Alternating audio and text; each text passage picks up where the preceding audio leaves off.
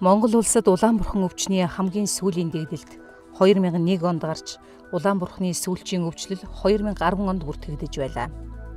Үндэсний судалгаа мэдээллийн системийн мэдээллээс үзвэл Улаанбурханаас сэргийлэх вакцины хамралт 2000 оноос хойш байнга өндөр буюу 95-аас дээш хувьтай байна.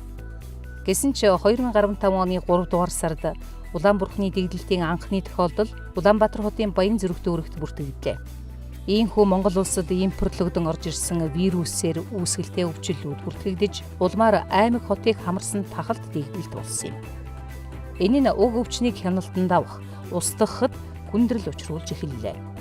Энэхүү дэгдэлтийг намжаах хариу арга хэмжээнд Дэлхийн эрүүл мэндийн байгууллага, Нэгдсэн үндэсний байгууллагын хүүхдийн сан зэрэг байгууллага, Монгол улсын засгийн газар, эрүүл мэнд спортын яам, халдварт өвчин судлалын үндэсний төвтэй нэгт хамтран ажилласан юм.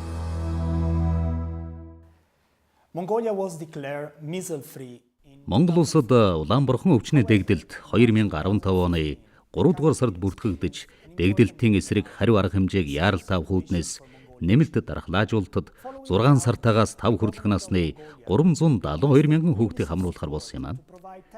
Үндэсний хэмжээнд өрнсөн дархлаажуулах ажилд Монгол улсын засгийн газраас Нэгдсэн үндэсний байгууллагын хүүхдийн санд техникийн болон санхүүгийн дэмжлэг үзүүлэх хүсэл тавьсны дагуу дараах 4 чиглэлд дэмжлэг үзүүллээ. Нэгдүгээрт нэмэлт дархлаажуулалтанд шаардлагатай Улаанбурханы вакциныг 372 мянган хүн тун дагалдах хэрэгслийн хамт захиалан авчирч хандивлахын зэрэгцээ, нэмэлт дархлаажуулалтын үед 6-аас 72 сартай бүх хүүхдүүдэд уулгах амин дэмээр хангалаа. Хоёрдугаарт нэмэлт дархлаажуулалтыг зохион байгуулах бичил төлөвлөлтийг хэрхэн хийх, хэрэгжүүлэх талаар мэргэжлийн зөвлөгөө, тусламжийг олголоо. Олон улсын зөвлөх багшаар сургалт оруулж, бичил төлөвлөлтийн 95 сургагч багшийг бэлтгэлээ. Тэдгээр үндэсний сургагч багш нар нэмэлт дархлаажуулалтыг гардан хийх 1195 эмч, эмнэлгийн ажилтнанд сургалт орж мэргэшүүллээ. 3-дугаарт Улаанбурхан өвчний эсрэг мэдээлэл, сургалт, сурталчилгааны ажлыг зохион байгуулахад Нэгдсэн үндэсний байгууллагын хүүхдийн сангаас тусалцаа үзүүллээ. Бид телевиз, радио, FM радиогаар сургалт, сурталчилгаа явуулаа зогсохгүй. Зураг, хуудас, хэвлэл материал, түүнчлэн Facebook болон бусад харилцаа холбооны хэрэгслээр олон нийтэд мэдээлэл түгээлээ. Энэний үр дүнд нэмэлт дархлаажуулалтын талаарх мэдээлэл 1,250 мянган хүнд хүрсэн байна. 4-дүгээрт бид хамралтын төрөгжилсэн үнэлгээний арга зүй, холбогдох сургалтыг дэмжин ажиллалаа. Нэгдсэн үндэсний байгууллагын хүүхдийн сангаас 12 аймаг, нийслэлийн бүх үйл дүүрэгт хамралтын төрөгжилсэн үнэлгээг хийсэн байна. Нэмэлт дархлаажуулалтыг амжилттай зохион байгуулахад дээрх дэмжлэг болон Монгол улсын засгийн газрын манлайлал дэмжлэг маш чухал үүрэгтэй байсан юм. Хамгийн чухал нь бид энэхүү дэгдэлт болон нэмэлт дархлаажуулах ажлаас үнэтэй сургамжуудыг авлаа. Тухайлбал халдварт өвчнөөс урьдчилан сэргийлэх урт хугацааны бодлого судалгаа, хамралтын мэдээлэлд үндэслэн засгийн газар дэмжлэг үзүүлэх хэрэгтэй байна. Мөн гамшиг дэгдэлтийн эсрэг бэлэн байдлыг хангаж, нас баралд гаргахгүй байх нөхцөлийг бүрдүүлэн ажиллахаас гадна зорилтод хүн амыг бүрэн хамруулах нэмэлт дархлаажуулалтын ажлыг зохион байгуулахад цаг хугацааны хувьд 3-аас 6 сарын өмнөөс бэлтгэн ажиллах шаардлагатайг ойлголоо. Нэгдсэн үндэсний байгууллагын зохицуулалт, Дэлхийн эрүүл мэндийн байгууллагатай нэгт хамтран ажиллах нь дархлаажуулалтын эсрэг ажил амжилттай болох хүчин зүйл юм. Энэхүү завшааныг ашиглан би Монгол улсын Улаанбурхан өвчнөд тэмцэх, хүүхдүүрийг эсэн мэнд амьдрах нөхцөлийг сайжруулахад Улаанбурхан улаануудын санаачлаг өндөр хувь нэмэр оруулж байгаад талархал илэрхийлье. Улаанбурхан улаанууд санаачлаг дэмжлэг нь халдваралт ихтэй, нас баралт өндөртэй Улаанбурхан хэмээх аюулт өвчнөөс олон улсын хүүхдүүдийг аврахад 2007, 2012 болон 2015 онд нэмэлт дархлаажуулалтанд хамруулах үйл ажиллагааг цаг хугацаанд нь дэмжлэг үзүүлсэн өндөр ач холбогдолтой байлаа. Бид Монгол улсын засгийн газартай хамтран Улаанбурхан болон бусад вакцинд халдварт өвчнүүдээс урьдчилан сэргийлэх тэмцэх ажлаа цаашид үргэлжлүүлнэ. Мөн хүүхдүүд эсэн мэнд амьдрахад шаардлагатай үйл ажиллагааг бүх үйл хүрээнд тогтвортой хийх болно.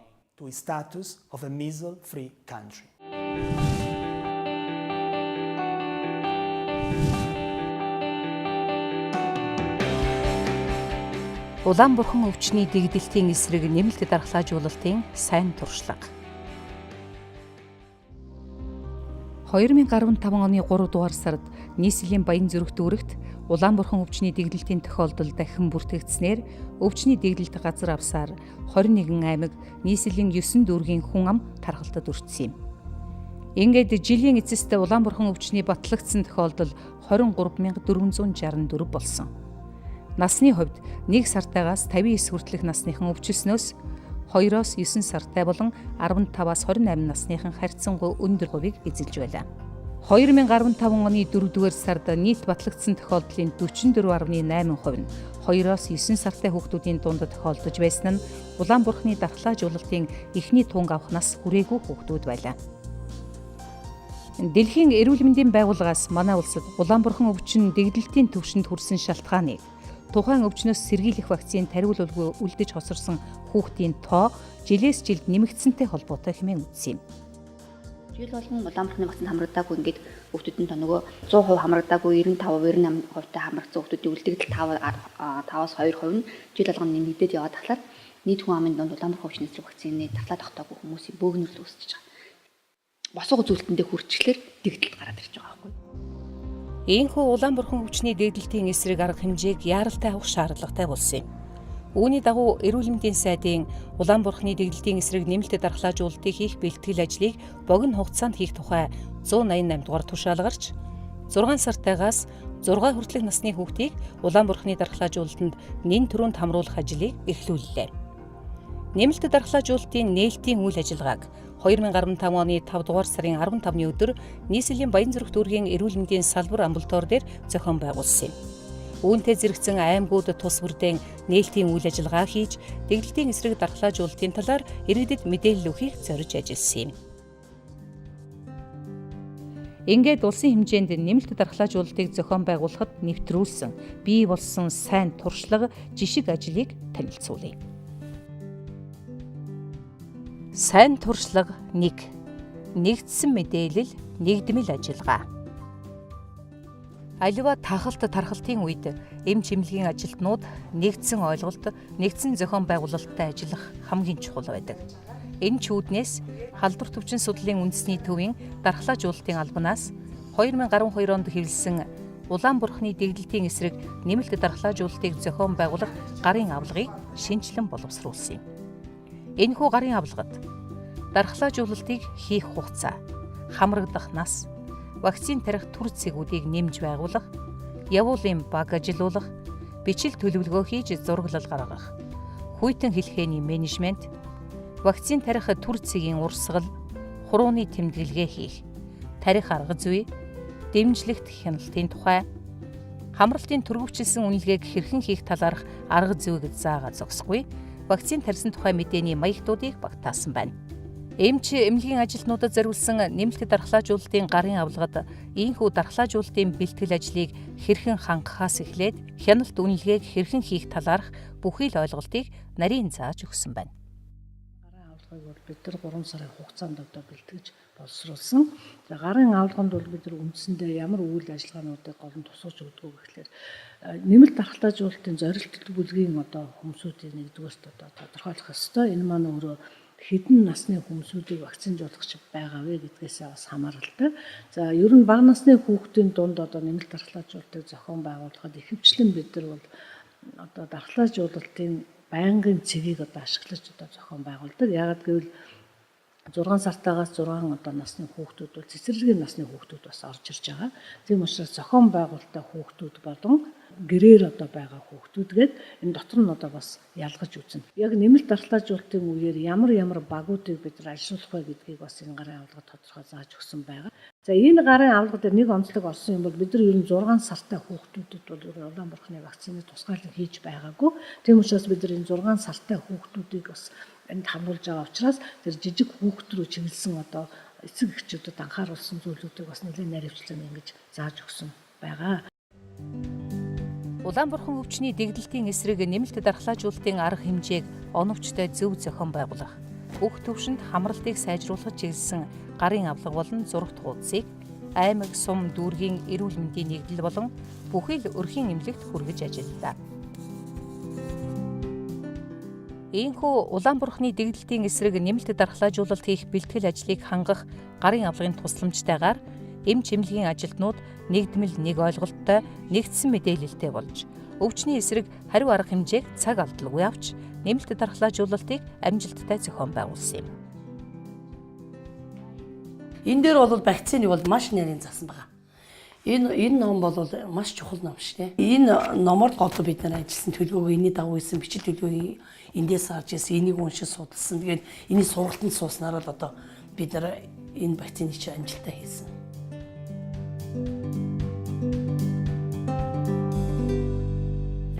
Сайн туршлага 2. Бичил төлөвлөгөө ба зураглал. Дэлхийн эрүүл мэндийн байгууллага 2003 оноос гишүүн орнуудаа Reach Every District буюу дүүрэг бүртээ хүрэх стратегийг хэрэгжүүлэхийг уриалсан юм. Монгол улс энэ стратегийг сум, дүүрэг, хороо баг бүрт хүрч хүүхэд бүрийг дархлаажуулалтад бүрэн хамруулах стратеги нэртэйгээр анх 2008 оноос хэрэгжүүлж эхэлсэн юм. Энэ стратегийн хүрээнд дархлаажуулалтын хамралтыг нэмэгдүүлэхэд учирч байгаа бэрхшээлийг тодорхойлон түүнд үндэслэн бичил төлөвлөлтийг хийж ирлээ. Бичил төлөвлөлт нь дархлаажуулалтад хамрагдаагүй хүүхдүүд, бүртгэлгүй иргэд, алслагдсан, хөдөлгөөнт, эмзэг үлгийн хүн амд дархлаажуулалтын үйлчилгээг хүргэх хүртээмж хамралтыг сайжруулах зорилготой юм.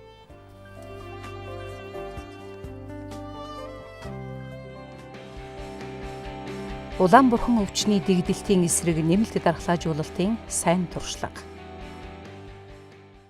Нэгдсэн үндэсний байгууллагын хүүхдийн сан, Дэлхийн эрүүл мэндийн байгууллага, халдварт өвчин судлалын үндэсний төв хамтран бичил төлөвлөлт, нэмэлт дархлаажуулалтыг зохион байгуулах үндэсний болон орон нутгийн сургагч багшийн сургалтыг 2015 оны 5 дугаар сарын эхний 7 хоногт нийт 95 эмч мэргэжлийн хяналтын газрын байцаагчдыг оролцуулан зохион байгууллаа. Сургалтад нэгдсэн үндэсний байгууллагын хүүхдийн сангийн Зүүн Аз Номхон далайн бүсийн мэргэжилтэн Абу Обейда нэмэлт дархлаажуулалтын үед бичил төлөвлөлтийг хийх талаар хичээл заасан.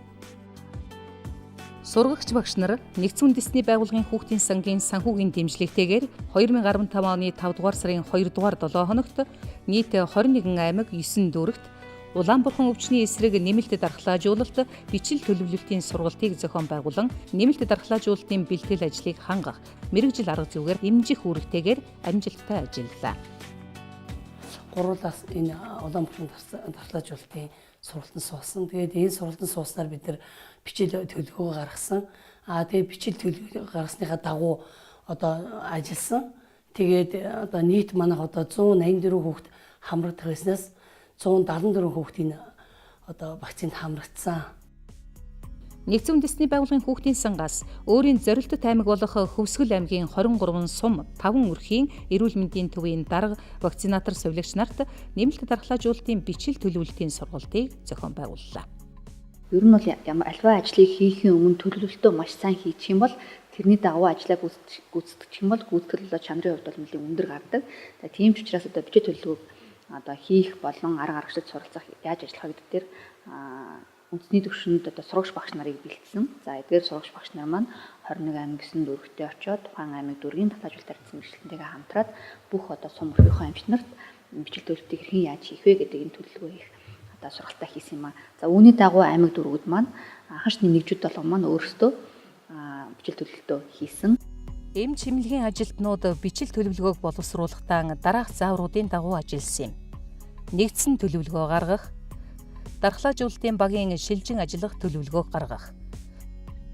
Мөн төр цэгүүд, дархлаажуулалтын явуулын баг, дархлаажуулалтын байнгын цэгийн ажиллах хуваар, аймаг сум, дүүрэг, өрхийн эрүүл мэндийн төв, Улаанбурханы эсрэг вакцины дархлаажуулалтын үйл ажиллагаанд оролцох хүний нөөцийг хуваарлах цагвар, аймаг дүүрэг, сум, өрхийн эрүүл мэндийн төв, Улаанбурханы эсрэг вакцины дархлаажуулалтын төр цэгүүдэд цэцэрлэгээс ажиллах хүмүүсийн нэрс гаргах, дархлаажуулалтын төр, байнгын, явуулын цэгүүдийн үйл ажиллагаанд дэмжлэгт хяналт хийх хуваар, Улаанбурханы эсрэг вакцины дархлаажуулалтанд хамрагдах хөгжлийн бэрхшээлтэй хүүхдүүдийн судалгаа гаргах, дархлаажуулалтын цэгийн үйлчлэх хүрээ байрлалыг үзүүлсэн зураглал гаргах зэрэг үйл ажиллагааг төвшин бүрт тодорхойлон төлөвлөж ажиллалаа. Манай Аймаг Эрдэнэ өрхийн эрүүл мэндийн төвийн хувьд Улаанбурхны нэмэлт дархлаажуулалтын ажлыг зохион байгуулахдаа бичил төлөвлөгөө боловсруулан 6-аас 59 сартай хүүхдүүдийн судалгааг наривчлан гаргаж дотоод зураглаа гаргаж тэр зураглалынхаа дагуу дархлаажуулахын ажлыг зохион байгуулсан байгаа. Бичил төлөвлөгөөндөө болохтой зэрэг нэгдүгээрт нь бэлтгэл ажлын үед юу хийх вэ? Зохион байгуулалтын талаар юу хийх вэ? Өрхийн эрүүл мэндийн төвийн даргын тушаал гаргах, эмч ажилтнад сургалт зохион байгуулах, дархлаажуулалтын үед шаарддаг зүйлсийн жагсаалтыг гаргах, мэдээлэл сурах сурталчилгааны ажлыг яаж зохион байгуулах вэ гэх чиглэлүүдээр бичил төлөвлөгөөгөө боловсруулсан ажилласан. Бичил төлөвлөгөөндөө 6-аас 59 сартай 1171 хүүхдийг дархлаажуулах хамруулна гэсэн тоо гаргаад үүнээсээ яг хуваарийнхаа дагуу дархлаажуулаад 1055 хүүхэд буюу 91% дархлаажуулалтанд хамруулсан. Дархлаажуулалтын цэг зорилттой хүүхдийн байрлалыг зурагт тэмдэглсэн нь дархлаажуулалтад хамрагдаагүй болон хүрч үйлчлэхэд хүндрэлтэй хүүхэд хаана байгааг тодорхойлох. Дархлаажуулалтад хамрагдахгүй өндөр эрсдэлтэй зорилттой бүлгийн хүүхэд хаана хэд хоцорсныг нэрээр гаргах. Шилжилт хөдөлгөөн их бүртгэлгүй орон гэргүй хүүхэд иргэд хуваарай хөдөлмөр эрхлэгчид гих зэрэг хөдөлгөөнд хүн амыг дархлаажуулалтад бүрэн хамруулахад үр өгөөжөн өгсөн юм. Иймхүү аймаг дүүргүүдээс ирсэн бичил төлөвлөгөө зураглалаас үзвэл 6 сартайгаас 6 хүртэлх насны 371,971 хүүхдийг дархлаажуулах судалгааг гаргажээ. Сайн туршлага 3. Хүрч үйлчлэх үйлчилгээ. Улаанбурхан өвчний дэгдэлтийн эсрэг нэмэлт дархлаажуулалтын үед 500 гаруй байнгын цэг, 450 гаруй төр цэг, 782 явуулын баг байгуулж ажиллалаа. Тэдгээрт 3850 гаруй өрхийн эмч, вакцины совилогч, өдөр дах ажилтан, нарийн мэрэгжлийн эмч, сургууль цэцэрлэгийн эмч ажилласан юм. Мөн 600 гаруй жолооч дархлаажуулах үйл ажиллагаанд оролцож нийт 237,400 гаруй километр зам туулан алслагдсан бүст амьдардаг айл өрхөд хүрч үйлчилжээ. Хөвсгөл аймгийн хувьд алслагдсан сум олонтой.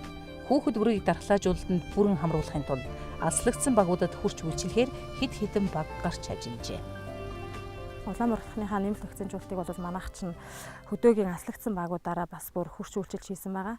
Нийтдээ манайх 15-ны бүрэлдэхүүнтэй 3 баг, байнгын нэг явуулын 2 баг одоо гарч ажилласан.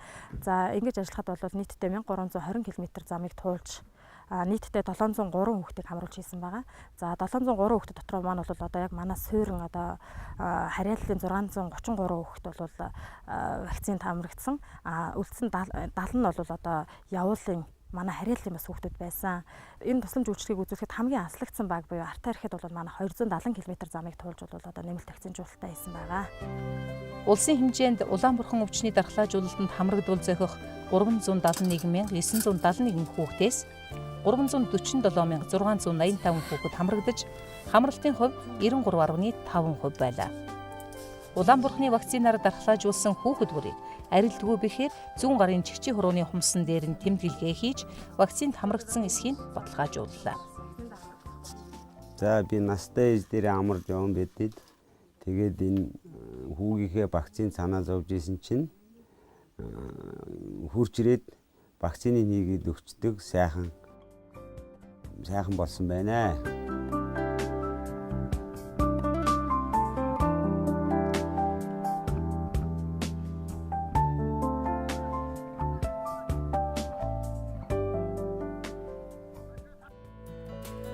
Улсын хэмжээнд дархлаажуулалтын явцад өвчний хүчээр 3190 хүүхэд чөлөөлөгдөж, гэртээ байгаагүй 189, шилжиж явсан 1760, бусад шалтгаанаар 6363 хүүхэд хоцорсон байна.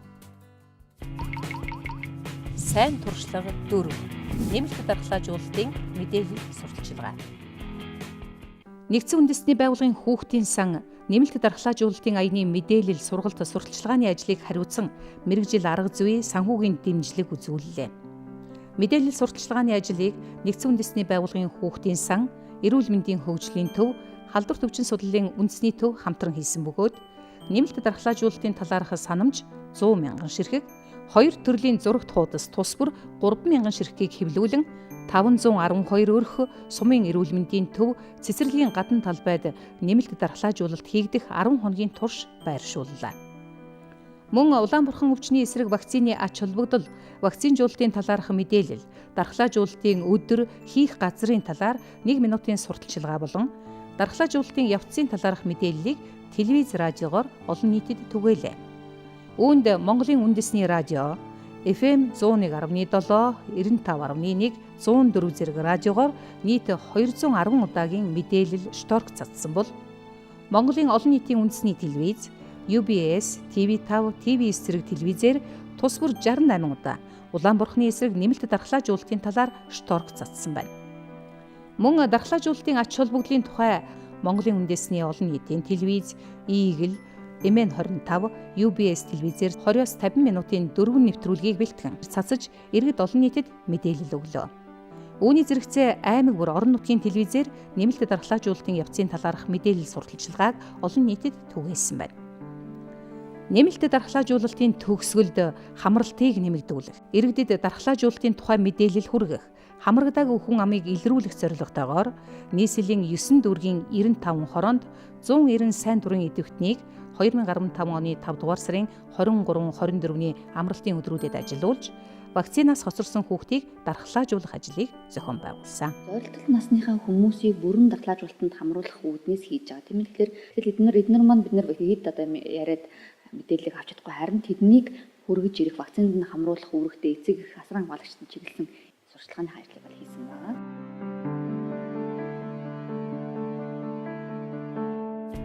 Сайн туршлага 5. Нэмэлт дархлаажуулалтын явц дахь дэмжлэгт хяналт. Халдвар төвчин судлалын үндэсний төвийн эмч мэрэгжилтнүүд нэмэлт дархлаажуулалтын явцын үйл ажиллагаанд дэмжлэгт хяналтыг нийслэлийн 9 дүүрэг Архан, Гайд, Орнод, Завхан, Ховд, Төв аймагт хийсэн юм.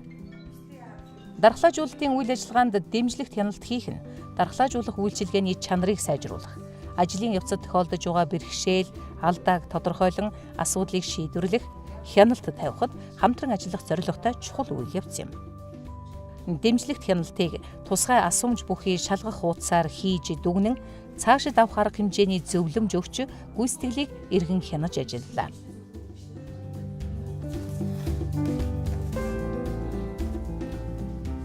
Улаанбурханы эсрэг нэмэлт дархлаажуулалт хийсэнтэй холбоотойгоор халдвар төвчин судлалын үндэсний төв болон аймаг дүүргийн эрүүл мэндийн төвүүд дүүргийн мэрэгжлийн хяналтуудаас болохоор 3 үе шаттайгаар дэмжлэгт хяналтууд хийгдэж байсан. Эхний дэмжлэгт хяналтаар бол дархлаажуулалтын бэлтгэл ажлыг бол шалгаа явсан байгаа. Дунд юу явцын одоо дэмжлэгт хяналтаар болохоор яг вакцин хийж байгаатай таарсан байгаа. Энэ үед нь болохоор вакцина хэрхэн яаж найруулж хэрхэн хүүхдэд зөв хийж байгаа арга техникийн шалгаа явсан. Төгсгөлийн дэмжлэгт хяналтаар болохоор дархлаажуулалтын төлөвлөсөн ажил маань төлөвлөгөөний дагуу явагдаж байгааг нь одоо шалгаа явсан байгаа. Аль энэ дэмжлэгт хяналтын үеэр болохоор манай ашил наалах өрхийн эрүүл мэндийн төвийн маань одоо үйл ажиллагаа сайн гэсэн үнэлгээ авсан. Дэмжлэгт хяналтад эрүүл мэндийн байгууллага төдийгүй мэрэгжлийн хяналтын байцаагчид оролцож ажилласан юм. Манай Ховд аймагт бол эрүүл мэндийн газар, мэрэгжлийн хяналтын газар, сум дүүргийн одоо өрхийн эмнэлгүүд бүгдээрээ нийлээд одоо тэр дэмжлэгт хяналтыг хаана шаардлагатай байгаа тэр газар нь очиж гин. Бүх байгууллагууд хамтарч ажиллаж байгаа байгууллагуудын хүрэх зорилго нь нэг. Ер нь манай бол аслагдсан хамгийн хол сум бол 400 км аймгийн төвөөс. За тэгээд тэрнээсээ цаашаа 100, 150, 60 хүрээд ч яваад одоо уул хадаар явдаг. Одоо тэр вакцинжуулалт чинь нөгөө горимаа алдагдах тийм эрсдэлтэй хүчин зүйлүүд бас байна. Тэрийг бол хамгийн гол нь тэр шатанд нь хүртэл бид нар хяналтыг хийхийг зорж байгаа. Сайн туршлага 6. Түргөвчилсэн үнэлгээ.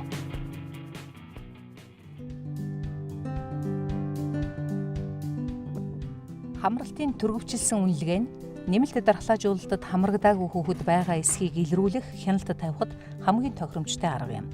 Дархлаажуулалтад хамрагдаагүй хүүхэд байх эрсдэлтэй газар, хотын захын хороо, алслагдсан сум баг, алтны уурхай, отор нүүдэл хийж байгаа болон төр оршин суугч олонтой газрыг сонгон хамралтын үнэлгээ хийсэн. За танаас чи хэдэн хүүхэдтэй вэ? 3 хүүхэд. Хэдэн настай вэ? 5 настай, 3 настай, 1 настай. За. Улаанбаатарынхаа вакциныг хийлгэсэн үү? Хийлгсэн байгаа. За хүүхдүүдэд гаргаад ирдээ. Азамат Мөн нэг багт санамсаргүй төврийн аргаар хамгийн багадаа 20 хүүхдийг сонгон вакцинд хамрагдсан эсэд баталгаажуулалт хийлээ. Ингэх явцад дархлаажуулалтад хамрагдаагүй хүүхэд тааралдвал шалтгааныг эцэг эхээс нь тодруулж судалгааны хуудсанд тэмдэглэж байлаа. Үнэлгээний баг зөөврийн савнд вакцин болон бусад хэрэгслийг авч явсан бөгөөд үнэлгээний явцад вакцинаас хоцорсон хүүхэд байвал нэмэлт дархлаажуулалтад дор бүрэн хамруулж явлаа.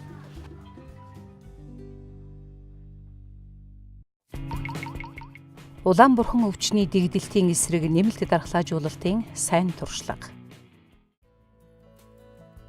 Хамралтын түргөвчлсэн үнэлгээг нэмэлт дархлаажуулалтын явцад Баян үлгий, Баян хонгор, Говь алтай, Дархан уул, Хөвсгөл, Дунд говь, Увс аймаг, Улаанбаатар хотын 9 дүүрэгт хийж хамралтыг эрчимжүүлсэн юм. Түргөвчлсэн үнэлгээг сонгогдсон аймаг нийслэлийн 9 дүүргийн 34 хорооны 98 гудамж, 3 цэцэрлэг, 10 байрыг хамруулж хийлээ.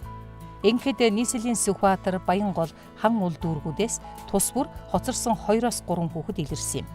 Тиймээс түргөвчлсэн үнэлгээний аргачлалын дагуу цааш тус дүүргүүдээс тус бүр 10 хүүхдийг нэмж судлахад дархлаажуулалтанд бүрэн хамрагдсан байлаа. Энэ нь нэмэлт дархлаажуулалтын хамралт харьцангуй сайн байгааг илтгэсэн юм. За өнөөдөр түргөвчлсэн үнэлгээ хийгээд хамгийн сүүлийн аль буюу 20 хайлаараа ороод миний ажил дууслаа. Түргөвчлсэн үнэлгээ гэдэг маань болохоор одоо хүүхдүүдийг Улаанбурхан өвчний нэмэлт дархлаажуулалтанд хэр хамрагдаж байна гэдэг вакцинжуулалтын үйл ажиллагааг хянах зорилгоор хийдэг байгаа.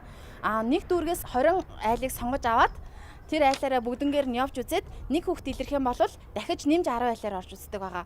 Налах дүүргийн хэмжээнд 4781 хүүхэд нэмэлт дархлаажуулалтанд хамрагдахаас 95% хамрагдaltaй байна.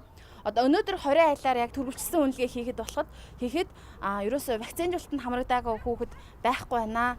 Тэгэхээр дархлаажуулалтын ажил бол маш их чанарын өндөр түвшинд явагдсан байна гэж үзэж байна.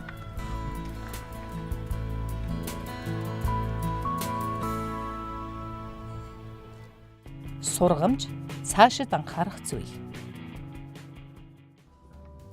Улаанбурханы эсрэг нэмэлт дархлаажуулалтыг А амин дэмийн хангалтын хамт 6 сартаагаас 6 хүртэлх насны нийт 372 мянган хүүхдэд цаг алдалгүй зохион байгуулснаар өвчний тархалтыг бага насны хүүхдийн дунд намжаахад чухал ажил болсон. Хамралт 93.5% хүрсэн бөгөөд дараа нь нөхөн дархлаажуулалтыг хамрагдаагүй хүүхдүүдийн дунд өрөх сумын эрүүл мэндийн төвөөр дамжуулан хийснээр энэхүү халдварт өвчнөр бага насны хүүхэд өвдөх, эндэх эрсдлийг бууруулан хамгаалж чадлаа. Гэхдээ бидэнд хэд хэдэн анхаарах зүйл, сургамж үлдлээ.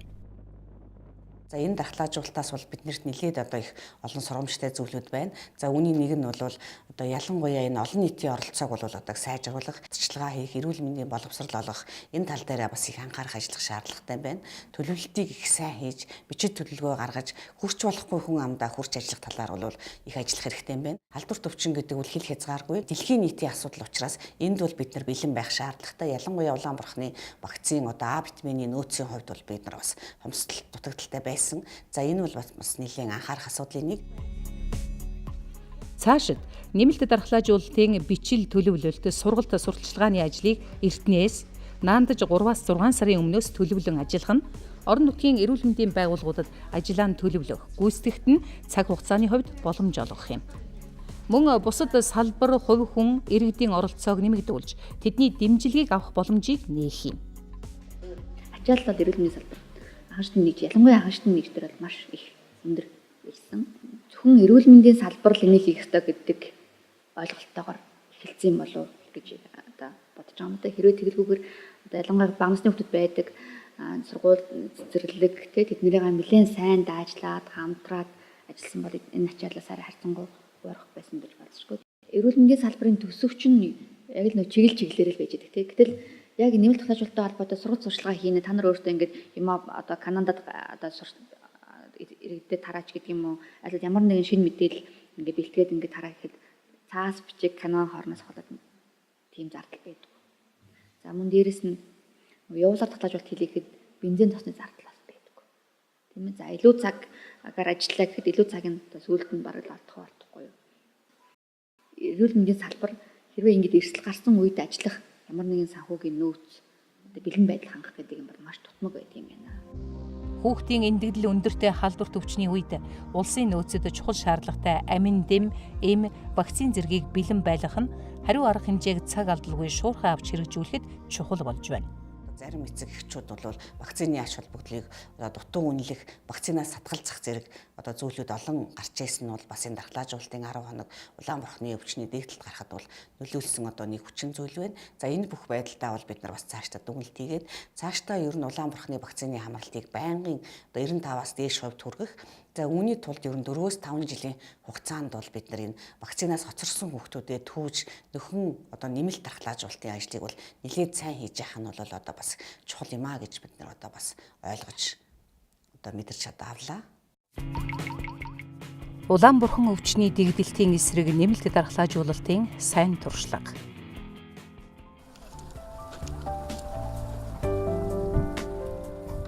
Хийсэн хэрэгжүүлсэн бүхнийхээ алдаа оноог дүгнэж байх нь дараагийн ажлын амжилтын эхлэл байдаг.